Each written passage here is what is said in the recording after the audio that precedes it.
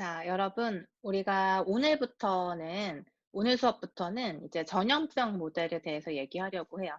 우리 지난 앞 시간까지는 그 금융상품에 대한 얘기, 그래서 이자유부터 우리가 시작해서 쭉 달려왔죠. 그리고 제가 올려준 연습 문제를 한번 쭉 풀어보면 어느 정도 정리가 될 것 같아요. 자, 그리고 이제 두 번째 파트로 제가 전염병 모델에 대해서 얘기를 하려고 하는데, 전염병 모델을 이해를 하려면 일단 가장 기초적인 함수의 개념이 있어야 하고, 함수의 개념 중에서도 특히 지수 함수에 대한 얘기가 필요해요. 그래서 지수 함수가 무엇인지 먼저 얘기를 할 건데, 우리가 지금 이 전염병 모델이라고 하는 챕터 4죠. 제가 이제 4장이라고 정의를 해놨는데, 4장에서는 어떤 얘기들 할 거냐면, 우리가 챕터 1, 2, 3는 앞에서 이제 다룬 내용이고, 4장부터 이제 시작이 되는데, 챕터 4는 제가 전염병 모델링으로 챕터를 구성을 했고요.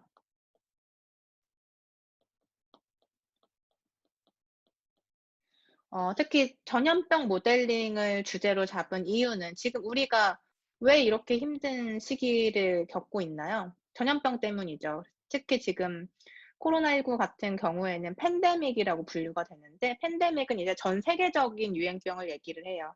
그래서 이러한 팬데믹 또는 뭐 이전에도 여러 전염병들이 있었겠죠. 뭐 홍콩 독감도 있었고 메르스도 있었고 사스도 있었고 아주 유명한 그런 이름이 아직도 기억이 되고 거론이 되는 그런 전염병들이 있었는데, 그 전염병에 대한 예측이 필요하죠. 우리 지금 질병관리본부에서도 계속 연구하고 발표하고 이런 내용들이 결국에는 뭐냐면 언제 이 전염병이 종식될 것인가, 그리고 어떤 사건을 계기로 해서 이 전염병이 또 다시 확산될 것인가, 이런 것들을 계속 이제 논의하고 그리고 예측하고 해야만 우리가 백신이 개발될 때까지, 또한 백신이 개발되고 나면 그 백신의 효과가 어떻게 될 것인가, 또는 우리가 백신 그리고 뭐 치료, 그러니까 즉 트리트먼트와 백시네이션 이렇게 두 가지에 대해서 어떤 효과를 가지고 올 것인가. 그러면 우리가 전염병도 마찬가지지만 어떠한 문제를 우리가 보고 있을 때 그 문제에 대해 궁극적으로 해결해야 되는 것들을 생각해 보면, 사실은 모든 문제는 최소한의 비용으로 그리고 최단 시간에, 그러니까 뭐든지 미니마이제이션 하는 것이 중요한 거죠. 최소한의 시간과 최소한의 비용으로 우리가 이 전염병을 종식시킬 수 있다면 그게 가장 베스트겠죠.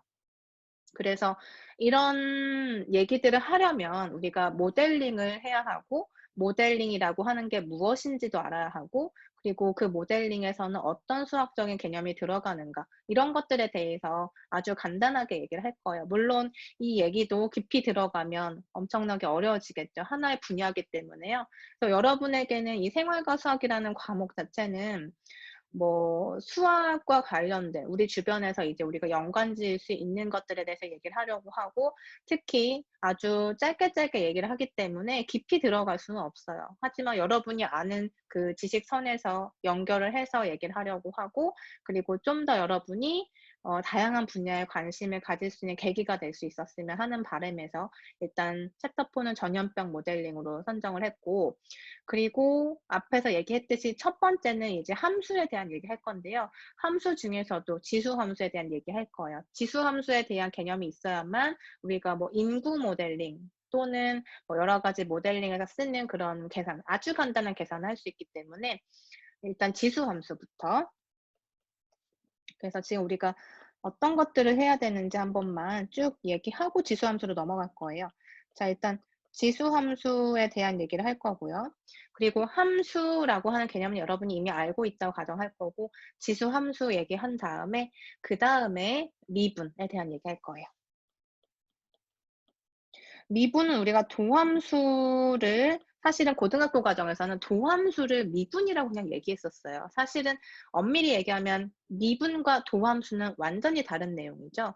근데 우리는 도함수를 구하는 것 자체를 그냥 미분한다라고 얘기를 많이 해요. 그냥 일상 용어를 얘기하듯이. 그죠? 그래서 미분에 대해서 이제 많이 모르는 친구들, 그리고 정확히 모르는 친구들을 위해서 미분에 대해서 간략하게 얘기를 할 거고요. 미분이라고 하는 것은 우리가 수학 용어지만 이것의 의미는 사실 뭔가요? 우리가 미분을 하는 이유가 뭐죠? 미분, 뭐 적분 이런 것들 계속 얘기하는 이유가 있을 거잖아요. 미분이라고 하는 게 왜 중요한가? 그 미분이 수학에서만 쓰나? 그건 아니죠.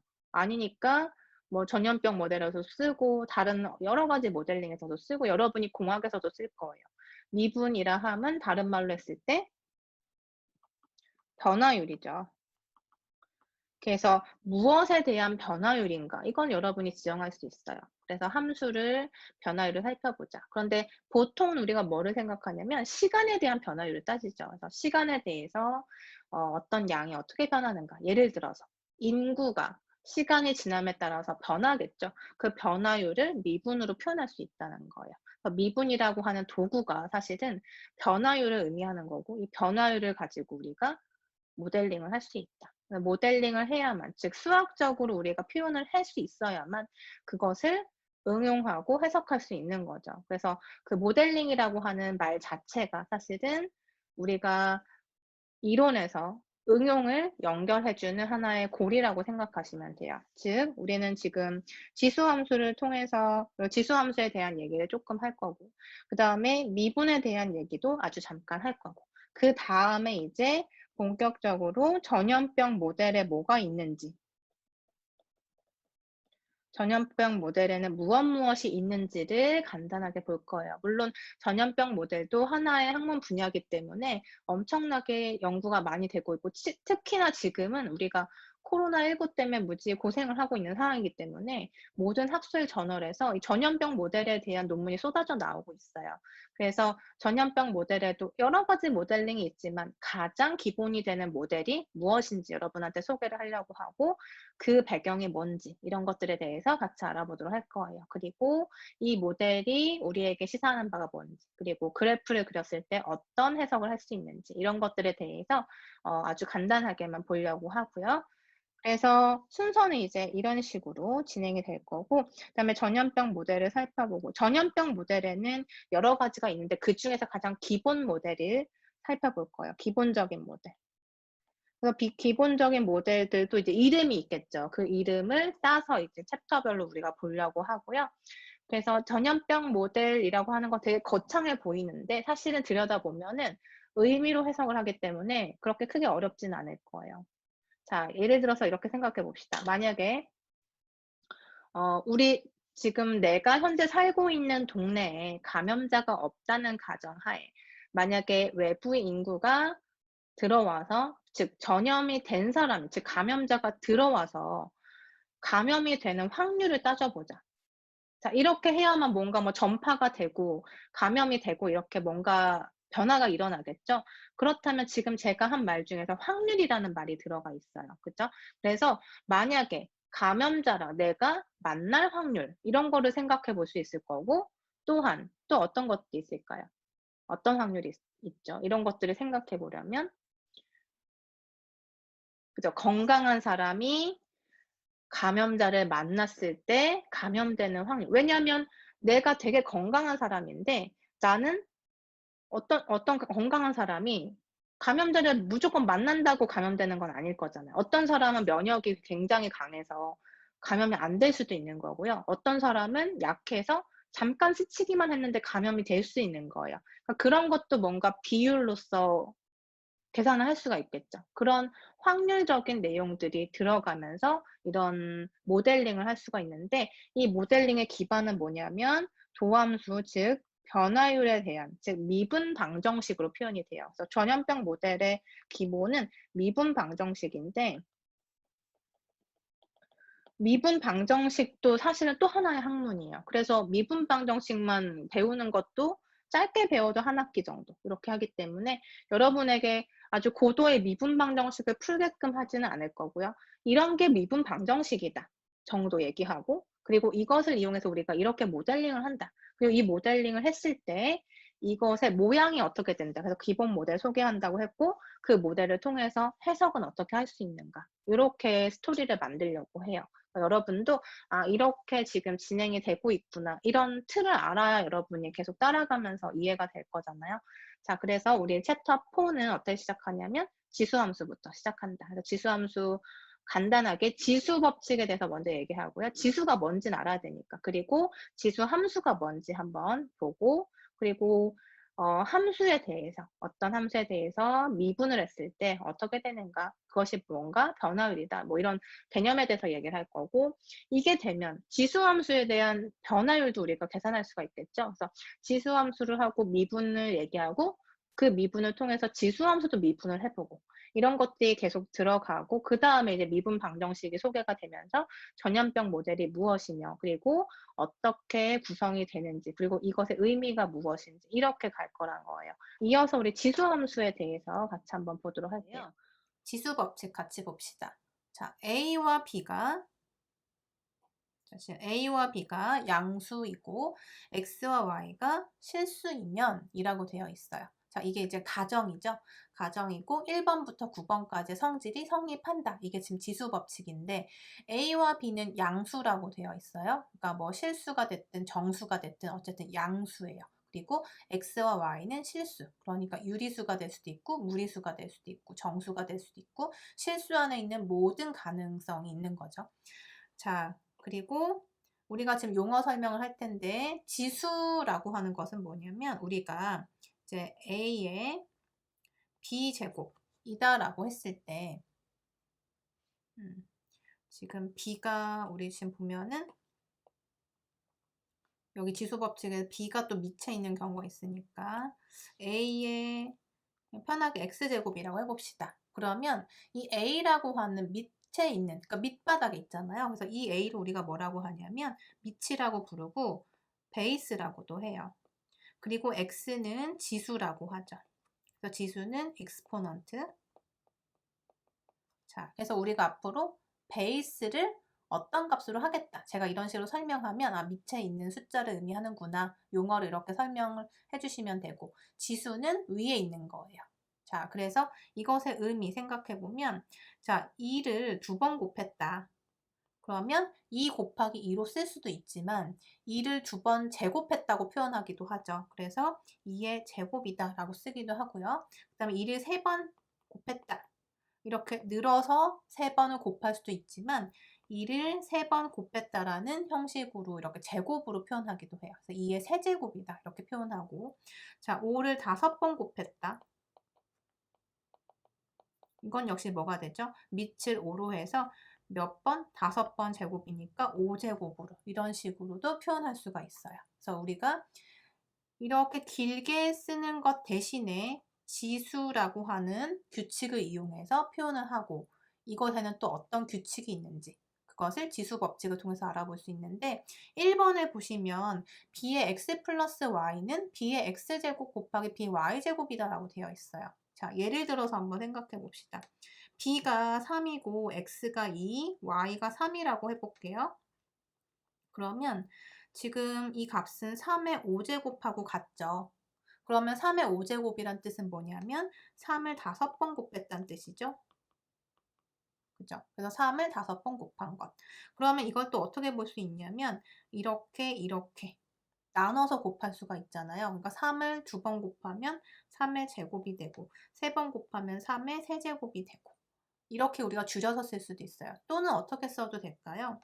이거를 막 하나 하고 4개로 볼 수도 있으니까 3 곱하기 3의 4제곱 이렇게 볼 수도 있겠죠. 여기는 1제곱은 생략을 했고요. 그래서 3의 1제곱 곱하기 3의 4제곱 이와 같은 형태로도 표현할 수 있다. 자, 그런데 우리가 지금 이 관계랑 이 관계를 한번 들여다보면 지수 부분에 있는 2 플러스 3 하고 우변에 있는 2하고 3 어떻죠? 밑을 분리했을 때 3으로 똑같이 분리했을 때 지수를 어떻게 할 수 있나요? 이렇게 떨어뜨려서 쓸 수 있다는 거죠. 그런데 밑을 하나로 통일했을 때는 지수는 플러스가 된다. 이렇게 기억하시면 돼요. 자, 또 다른 예 한번 봅시다. 4에 1 플러스 7이라고 해볼까요? 그럼 이건 뭐라고 써도 될까요? 4의 8제곱인데 우리는 4의 1제곱 곱하기 4의 7제곱 이렇게 볼 수 있다. 그래서 이렇게 분리했을 때 곱셈으로 분리했는데 밑이 똑같은 경우에는 지수를 이와 같이 더해서 표현하는 것과 같다라는 게 첫 번째 규칙이에요. 자, 그러면 2번 규칙을 한번 봅시다. 2번은 어떻죠? 1번은 덧셈이 곱셈으로 표현되는 거, 2번은 다시 얘기하면 좌변은 지금 뺄셈이 지수 부분에 있고 그다음에 우변을 보니까 각각의 나눗셈으로 표현이 되어 있죠. 이렇게 생각하시면 돼요. 그래서 2번도 한번 생각해 보면 자, b를 우리 3이라고 똑같이 해봅시다. 그 다음에 x를 뭐라고 해볼까요? 5라고 하고 y를 2라고 해볼게요. 그럼 이걸 어떻게 써도 된다? 2번 규칙에 의하면 3의 5제곱 나누기 3의 제곱 이렇게 되는 거죠. 그렇죠? 그래서 한번 풀어서 써볼게요. 3의 5-2제곱은 뭐가 같냐면 3의 3제곱이다. 그러면 27인 거죠. 3을 3번 곱하니까. 그런데 이 값은 이렇게 표현할 수 있더라. 그래서 이것도 한번 풀어서 써보면 3의 5제곱, 3을 5번 곱한다는 소리예요. 그 다음에 3의 제곱은 3을 2번 곱한다는 소리예요. 그럼 우리 지금 곱셈으로 나눗셈으로 표현되어 있으니 이것을 약분하면 3의 세제곱만 남게 되겠죠. 그래서 결과적으로 서로 같은 값이더라라는 것을 알 수가 있어요. 그래서 2번의 결론은 뭐냐면 이렇게 밑을 통일했을 때, B로 통일했을 때는 지수 부분이 뺄셈이다. 그렇게 하면 우변은 어떻게 된다? 각각의 나눗셈으로 표현과 같다. 이렇게 두 개를 같은 걸로 여러분이 생각하시면 되고요. 3번은 뭔가요? 3번은 b의 x제곱에 그것의 y제곱. 그것이 이제 좌변이고 우변을 보면 괄호 필요 없이 x와 y를 곱해서 지수 부분에 올린 것과 같다. 이게 3번의 결론이죠. 그러니까 예를 들면 이런 거예요. 2의 3제곱에 4제곱 한번 생각해 볼까요? 자, 그러니까 b가 밑이 2고 x가 3이고 y가 4인 케이스예요. 그러면 자, 2를 3번 곱했다. 그럼 2 곱하기 2 곱하기 2겠죠. 그런데 그것을 4번 반복하래요. 그러니까 이와 똑같은 것을 4번 써주면 되겠네요. 이걸 얘기하는 거죠. 자, 그러면 결론적으로 지금 곱셈이니까 괄호가 있는 것도 사실 의미가 없어요. 모두 다 곱셈이기 때문에. 그럼 2가 몇 개 곱해져 있는지 쭉 세보면 몇 개인가요? 2가 12개 있죠. 그래서 2의 12제곱이다 라고 쓰는 거죠. 그래서 결론은 뭐냐면 이렇게 괄호를 기준으로 해서 숫자가 있으면 그 둘을 곱한 것이 지수가 된다. 이게 3번 규칙이고 4번은 뭔가요? 4번은 A와 B는 우리가 밑이라고 불렀는데 밑이 이렇게 두 개로 분리돼서 곱셈으로 표현될 수 있을 때 예를 들어서 4번에 여기에 들어가는 숫자가 12라고 해볼게요. 그러면 A를 3으로 보고 B를 4로 보는 이렇게 나눠서 인수가 분해가 되는 그런 형태로 우리가 밑을 생각했을 때 그것의 x제곱은 ax제곱 곱하기 bx제곱 이렇게 나누어서 쓰는 것과 같다. 그게 지금 4번이에요. 자, 이것도 한번 생각해 봅시다. 4번. 지금 얘기한 것처럼 12에 3제곱 한번 생각해 볼까요? 그럼 12를 우리는 2 곱하기 6도 괜찮고요. 3 곱하기 4도 되고 4 곱하기 3도 되는데 A를 3이라고 보고 B를 4라고 생각해 볼게요. 그러면 A 곱하기 B는 12가 되니까 4번의 좌변 맞죠? 그 다음에 A는 3, 그 다음에 B가 4 이렇게 된대요. 자, 그러면 이렇게 진짜 되는지 한번 봅시다. 3제곱, 3제곱. x가 지금 3이라고 했었죠? 그래서 이게 되는지. 자, 그러면 이게 되는지 아직 몰라요. 4번. 자, 12번. 12의 3제곱 한번 봅시다. 12를 3번 곱한다. 그 다음에 우변은 뭐예요? 3을 3번 곱하고 4를 3번 곱한다.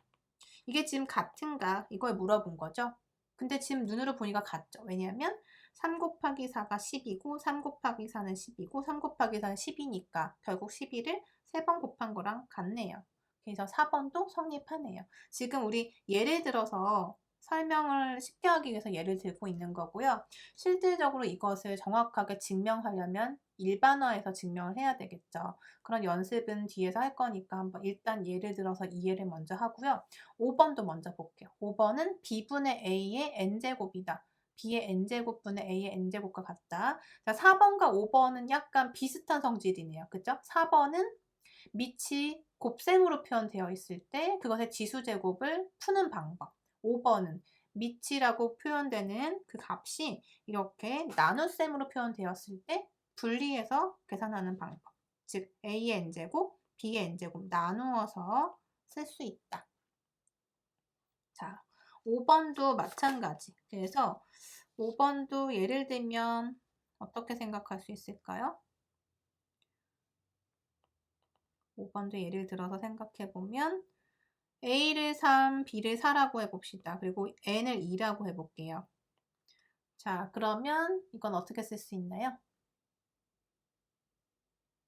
어떻게 쓸 수 있다? 지금 5번 성질에 의하면 4의 제곱분의 3의 제곱이다. 이렇게 쓸 수 있다는 거예요.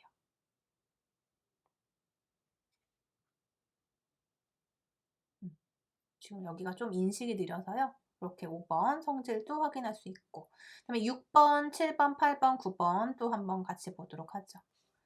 자, 6번 한번 볼게요. 6번을 보니까 a의 0제곱이 1이다 라고 되어 있네요. 자, 즉 a라고 하는 것은 어떤 양수라고 했는데 그 양수의 0제곱이고 그것이 항상 1이다. 그러니까 우변은 지금 1로 고정되어 있는 거죠. a는 지금 어때요? 고정인가요?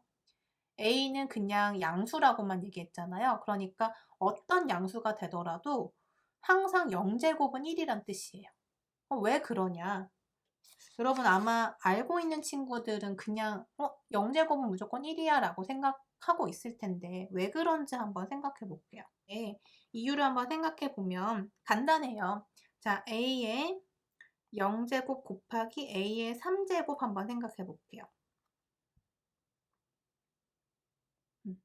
그러면 자, 이거 우리 1번 법칙에 의하면 어떻게 쓸 수 있었나요? 그쵸? a의 0 플러스 3제곱이다 라고 써도 괜찮죠? 1번 법칙에 의하면. 그래서 이거는 a의 3제곱이랑 똑같네요. 그죠? 그러면 결론이 뭐예요? 그러므로 a의 0제곱 곱하기 a의 3제곱은 a의 3제곱이다가 되는데 여러분 잘 보세요. a의 3제곱, a의 3제곱 똑같이 들어있는데 그 앞에 a의 0제곱이 있어요. 그러니까 어떤 수에 어떤 수를 곱했을 때 그 자기 자신이 나왔다는 것은 얘가 뭐가 될 수밖에 없다? 그쵸? 1이 될 수밖에 없죠. 그래서 a의 0제곱은 1이 되는 거예요. 지금 a의 3제곱이라고 해서 예를 들어서 설명을 했는데 여러분이 증명을 제대로 하려면 3이라는 건 특정한 숫자잖아요. 그러니까 일반화해서 문제를 풀어줘야 되겠죠. 그래서 제대로 된 증명을 한 번만 더 써볼게요. a의 0제곱하고 a의 x제곱이라고 해봅시다. 그러면 이때 a의 0 플러스 x가 되고 이것은 a의 x제곱이 되다. 그래서 따라서 a의 0제곱 곱하기 a의 x제곱이 a의 x제곱이 되었고 따라서 a의 0제곱은 1이 될 수밖에 없다. 왜냐? 자기 자신이 나왔으니까요. 곱해서. 그래서 a 0제곱은 1입니다. 이렇게 해서 증명이 완료되네요. 따라서 a 0제곱은 1이다 기억하시면 되고 그 다음에 7번 성질 볼게요. 7번을 보니까 a의 마이너스 n제곱이 a의 n제곱 분의 1이라고 되어 있어요. 그러니까 7번을 한번 생각을 해보면 이런 얘기겠죠. a의 마이너스 2제곱이다 라고 하면 어떻게 쓸 수 있다고요? a의 2 분의 1이다 라는 형태로 쓸 수 있다는 거죠. n 대신에 지금 2를 한번 넣어봤어요. 자, 이런 형태를 얘기하는 건데 그렇다면 왜 이렇게 되는가 한번 또 생각을 해보자. 자, 7번. 일단 n 대신에 우리 1을 먼저 넣어서 한번 증명해 볼게요. 왜 그런지. 자, a의 마이너스 1제곱은 a 분의 1이다 라고 쓸 수가 있어요. 맞죠? 자, 그러니까 예를 들면 a 대신에 2라고 해봅시다. 2의 마이너스 1제곱은 그럼 뭐다? 2분의 1이다. 이렇게 쓸 수 있다는 거죠. 우리 이렇게 자주 쓰죠. 표현 방법. 왜 그런지 봅시다. 자, a의 마이너스 1제곱하고 a의 1제곱을 곱해 볼게요. 자, 그럼 여기서도 마찬가지. 1번 지수 법칙을 이용하면 어떻게 되나요? 하나로 묶어서 a의 마이너스 1 플러스 1제곱과 같죠. 그러면 이것은 a의 0제곱인데 a의 0제곱은 지금 몇 번? 6번 규칙에 의해서 1이라는 걸 알 수가 있어요. 그래서 따라서 뭐다? a의 마이너스 1제곱 곱하기 a의 1제곱이 1이 되었으니 a의 마이너스 1제곱은 a의 1제곱분의 1인데 우리가 1제곱은 보통 생략을 하기 때문에 a분의 1이 된다. 그쵸? 그래서 1일 때 우리 증명이 되죠. 그래서 마찬가지 n으로 확장해서 일반화를 했을 때 a의 마이너스 n제곱 곱하는 a의 n분의 1이다. 이것도 증명하면 어떻게 될까요? 이제 일반화를 해야 되겠죠? n이라고 하는 어떠한 숫자에 대해서도 이 법칙이 성립한다라는 걸 7번에서 증명을 할 거예요. 그럼 어떻게 되나요? 증명하는 거 지금 연습했죠? 자, a의 마이너스 n제곱하고 a의 n제곱을 한번 곱해보자. n이라는 건 어떤 여러 가지 숫자를 의미해요. 그래서 지금 자, 여기 n에 대한 설명은 없는데 여기 n은 실수라고 생각하시면 돼요. 어떤 실수든지 이렇게 법칙이 성립한다. 그래서 n에 대해서 지금 보면 이렇게 두 개를 곱했을 때 지수법칙 1번에 의해서 a의 마이너스 n제곱 더하기 n이 돼서 a의 0제곱이 될 텐데 a의 0제곱은 6번 성질에 의하면 1이니까 이렇게 두 개를 곱한 것은 1이다 라고 볼 수가 있고 따라서 a의 마이너스 n제곱은 어떻게 되죠? 이 a의 n제곱이 넘어가서 분모로 넘어가고 a n제곱 분의 1이 되는 거죠. 그래서 7번도 증명이 이렇게 되네요. 그렇죠? 그 다음 8번 성질도 볼게요. 8번은 뭐냐면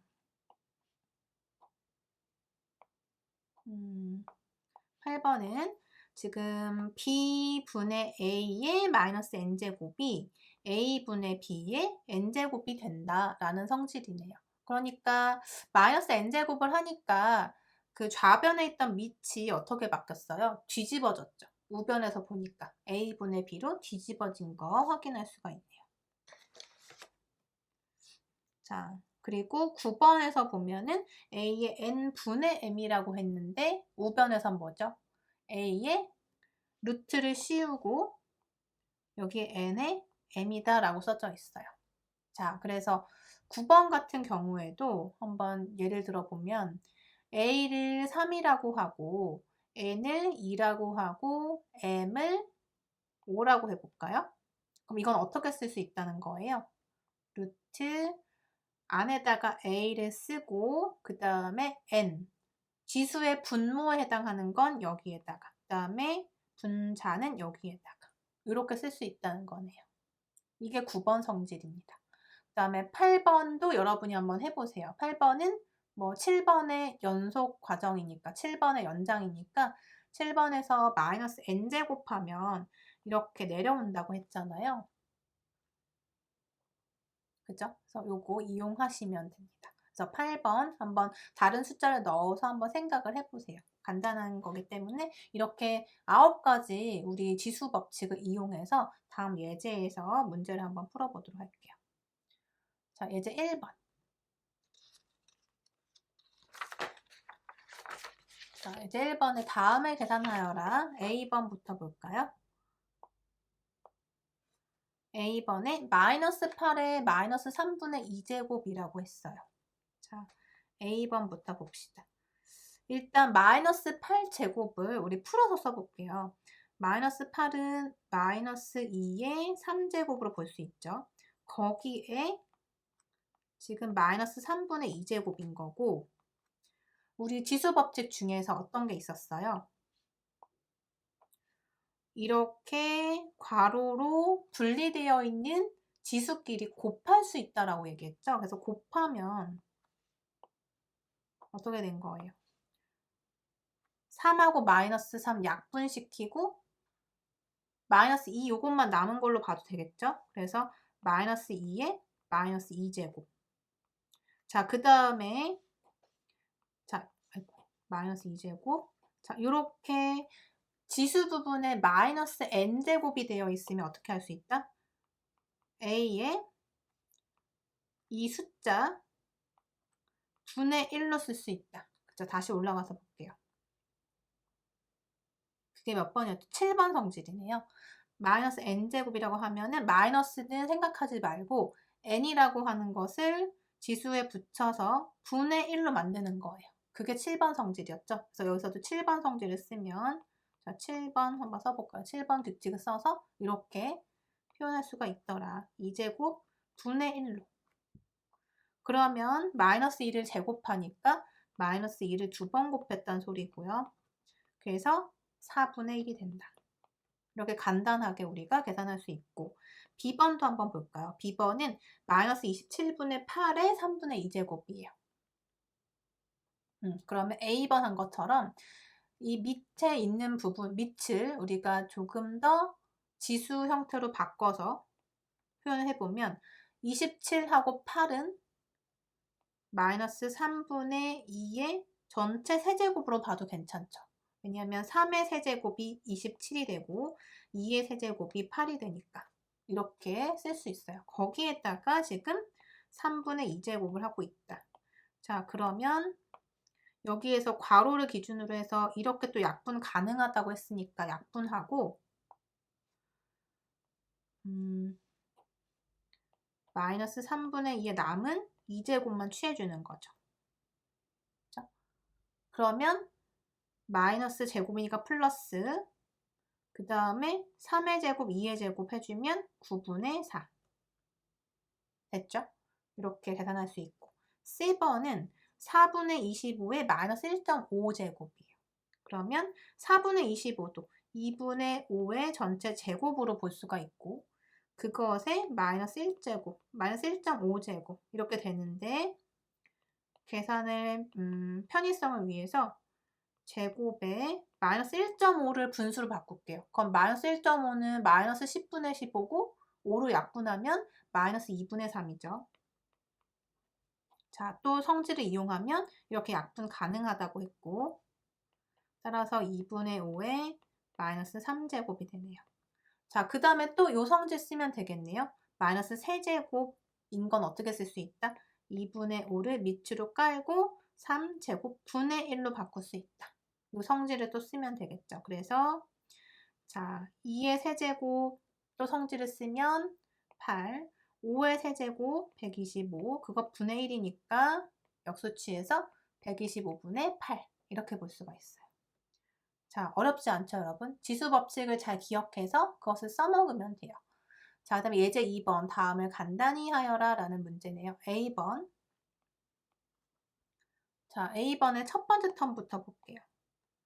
전체를 제곱했어요. 그러면 지수 법칙에 의해서 전체를 하나씩 제곱해서 다시 곱해주면 돼요. 그래서 마이너스 세제곱의 제곱이니까 9. 그 다음에 A의 몇 제곱이 되죠? 2의 2제곱이니까 4제곱.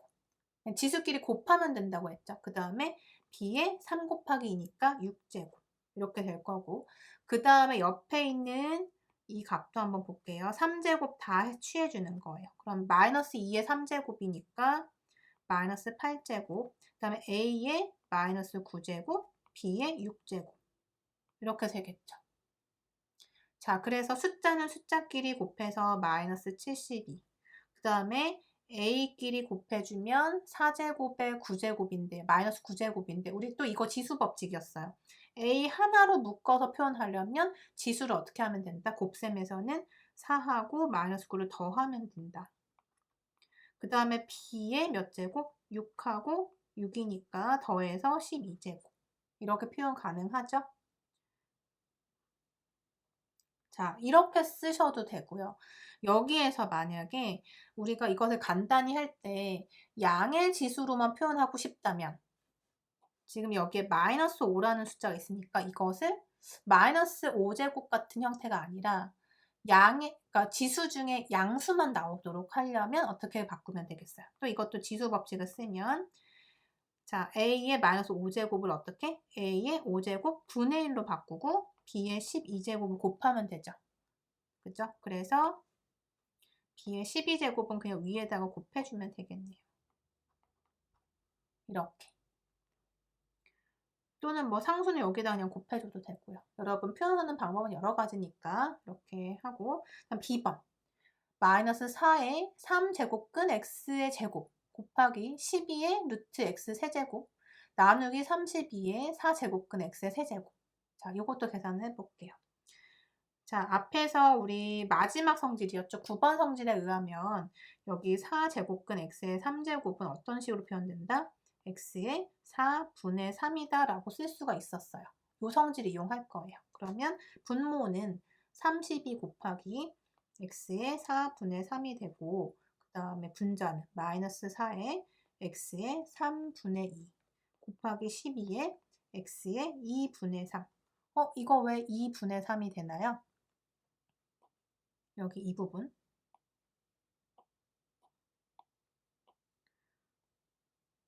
여기는, 그쵸? 루트라고 하는 기호에서는 우리가 보통 여기에 2가 생략되어 있는 걸로 생각하죠. 그래서 2가 붙는 거예요. 자, 이렇게 생각하시면 되고요. 그 다음에 숫자끼리 이제 나눠 볼게요. 4하고 32하고 나누면 8이고, 그 다음에 10이랑 8이랑 또 나눠주면 4로 나눴을 때 마이너스 2분의 3. 그쵸? 그 다음에 자, 관찰을 해보니까 x 밑이 다 x로 지금 통일할 수가 있으니까 x로 통일을 하고, 이렇게 두 개를 봤을 때는 곱셈으로 연결되어 있으니까 지수끼리 어떻게 하면 된다? 더하면 된다. 그죠? 그 다음에 아래에 있는 4분의 3은 나눗셈으로 연결된 거니까 빼면 돼요. 그래서 마이너스 2분의 3에 x에 나머지 이거 쭉 정리해서 쓰면 되겠죠? 자, 통분해서 여러분 정리해 보세요. 12로 한번 통분해 봅시다. 12로 통분하면 4, 3분의 2는 아래 4를 곱하는 거니까 4 곱하기 2에서 8, 2분의 3은 어떻게 돼요? 12로 통분하면 6을 여기다 곱해주면 되니까 18, 그 다음에 4분의 3이니까 3을 곱해서 이렇게 표현할 수 있죠? 그래서 26에서 9를 빼니까 17인가요? 그래서 12분의 17 이렇게 계산하면 되겠네요. 자, 그래서 간단한 지수에 대한 계산을 같이 한번 해봤고요. 우리 이어서 지수 함수에 대해서 알아보도록 할게요.